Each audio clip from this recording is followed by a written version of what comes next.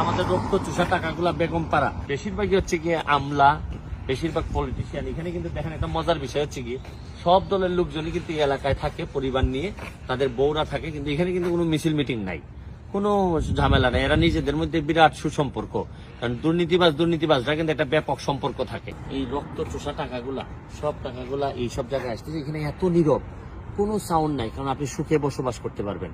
কারণ এত লুটের টাকা আপনি কি করবেন, এরকম জায়গায় তো কিনবেন। আপনি দুই সাইডেই দেখেন, গড়গুলা দেখেন। আর ভাগ্য ভালো হইলে কোনো বাংলাদেশের সাথে দেখা হয়ে যায় কিনা, যদিও হওয়ার কোনো কারণ নাই। এখন এরা নাকি সচেতন হয়ে গেছে, বুঝে যে এখানে লোকজন এসে ভিডিও করে। এদিকে পুরো রাস্তাটাই হচ্ছে গিয়ে, এই পুরো রাস্তাটা এলাকাটা বিভিন্ন ফাঁকে ফুঁকে এক একটা বিল্ডিং এর দাম হচ্ছে গিয়ে প্রায় 2-2.5 মিলিয়ন করে, প্রায় 16-18-20 কোটি টাকা করে হচ্ছে গিয়ে। এবং এখানে নাকি মিঠু নামের একজন আছে, 350 কোটি টাকা নিয়ে আইছিল। তার বিভিন্ন দোকান আছে, সেও এই এলাকায় কোথাও থাকে, স্পেসিফিকলি আমরা বাসা নম্বরটা জানি না।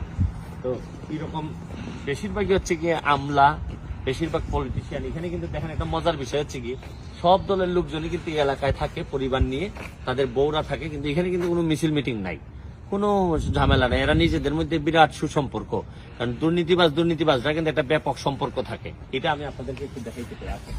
দেখা গেল তো এই যে আমাদের রক্ত চুষা টাকাগুলা বেগম পাড়া দেখতে কিরকম, এবং বেগম পাড়ায় কিভাবে মানুষ লুটপাট করে নিয়ে আইসা এই টাকাগুলা দিয়ে এইসব বড় বড় বাড়ি করে এরা। আর আমাদের এখানে আমরা কত কষ্ট করি, কম্বল পাই না, শীতের সময় কম্বল পাই না, বন্যার সময় ঘর পাই না, খাবার পাই না, কত যন্ত্রণা নিয়ে আমরা বেঁচে থাকি। চলেন।